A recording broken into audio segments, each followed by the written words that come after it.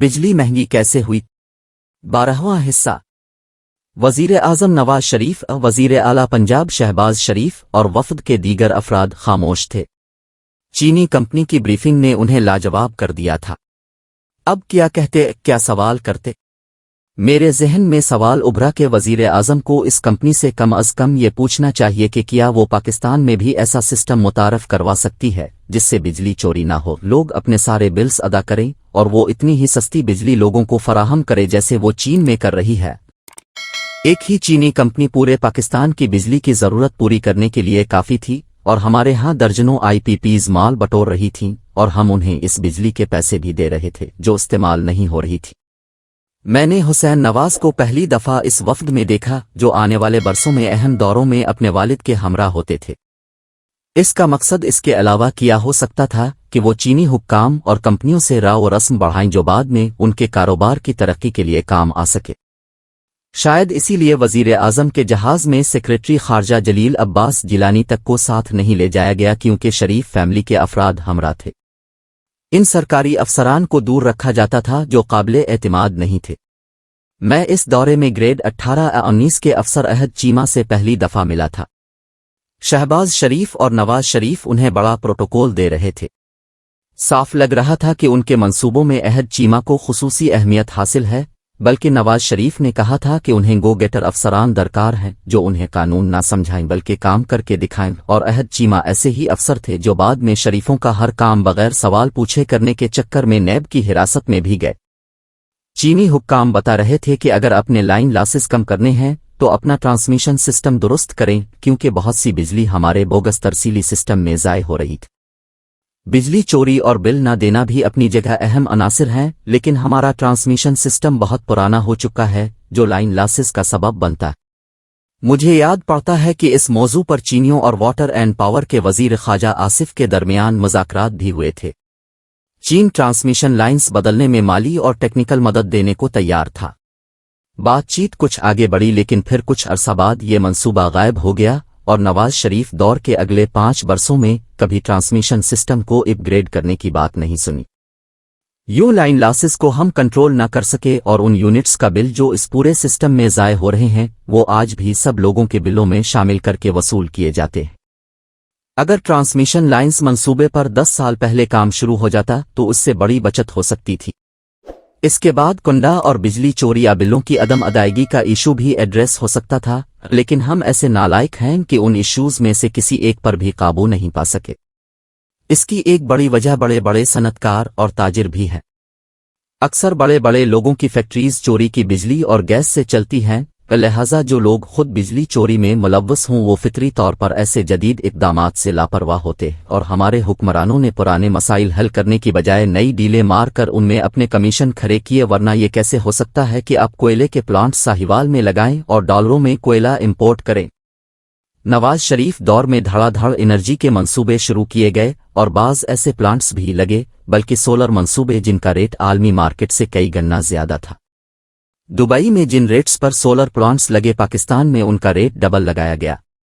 جب حکمران اپنی ہی حکومت کے ساتھ خود کاروبار شروع کر دیں تو وہ اپنا گھاٹا نقصان کریں گے۔ شہباز شریف نے ان دنوں چینی اور ترک کمپنیوں ساتھ سب معاملات اپنے ہاتھوں میں لیے ہوئے تھے تو وہ پنجاب کے وزیر اعلیٰ، لیکن اسلام آباد کی وزارت پانی و بجلی کے کانٹریکٹس وہ کلیئر کرتے تھے۔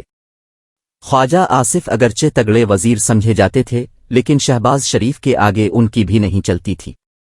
ان دنوں اسلام آباد میں مشہور تھا کہ وزیر پانی و بجلی تو خواجہ آصف ہیں، لیکن ان کی وزارت ایک باپ اور بیٹا چلاتے ہیں۔ خواجہ آصف اس لیے بھی شہباز شریف اور ان کے بیٹوں کے آگے بے بس تھے کیونکہ خواجہ صاحب کو علم تھا کہ سیالکوٹ میں اگر اپنی مرضی کی ضلعی انتظامیہ تعینات کرانی ہے تو شہباز شریف کی ناراضی مول نہیں لینی چاہیے، اور نہ ہی حمزہ شہباز کی، جو ان دنوں ضلعی بیوروکریسی کے آرڈرز ہونے سے پہلے ڈپٹی کمشنرز اور DPEs کا انٹرویو کرتے تھے۔ لیکن نواز لیگ میں چند ایسے لیڈرز تھے جن کے پسندیدہ افسران کو حمزہ شہباز شریف کے سامنے پیش نہیں ہونا پڑتا تھے۔ ان میں چودھری نثار علی خان اور خواجہ آصف شامل تھے۔ کچھ بھی ہو، شہباز شریف وزیر اعظم نواز شریف کا لاڈلا بھائی تھا۔ حمزہ اور سلیمان شہباز بھتیجے تھے۔ سلمان بارے تو مشہور تھا کہ وہ اپنے تایا وزیر اعظم نواز شریف کا بہت ہی لاڈلا ہے۔ جو بات منوانی ہوتی تھی سلیمان شہباز اپنے تایا سے منوا لیتا۔ ख्वाजा आसिफ सूरत-ए-हाल से आगाह थे और उन्हें चौधरी निसार अली खान की तरह सियासी शहीद होने का भी शौक नहीं था, लिहाजा उन्होंने बाप बेटे को खुलकर खेलने का मौका दिया और खुद साइड पर रहे और कौमी असेंबली में वक्फा सवालात में कभी कभार दिल करता तो जवाब देने पहुंच जाते थे। उन्हीं दिनों बड़े अरसे बाद नवाज शरीफ ने काबीना इजलास बुलाया।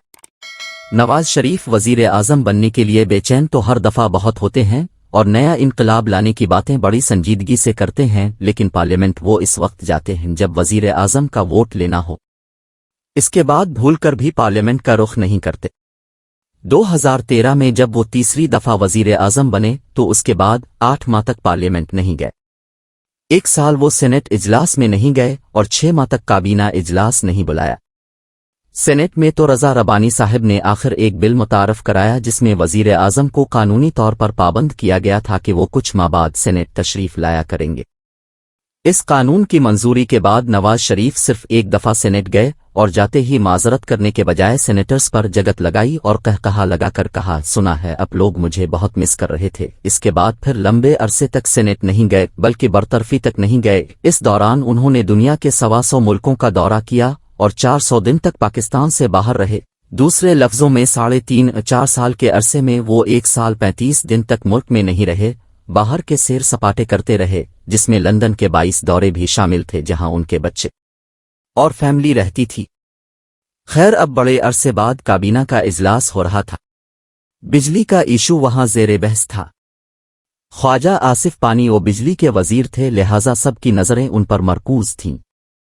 जब वजीर आजम नवाज शरीफ ने भी अपना रुख ख्वाजा आसिफ की तरफ किया तो ख्वाजा आसिफ जैसा बंदा कब तक खामोश रहता। ख्वाजा साहब ने गुफ्तगू शुरू की तो काबीना इजलास में पिन ड्रॉप खामोशी थी, जो यकीनन एक बड़े तूफान का पेश खैमा थी।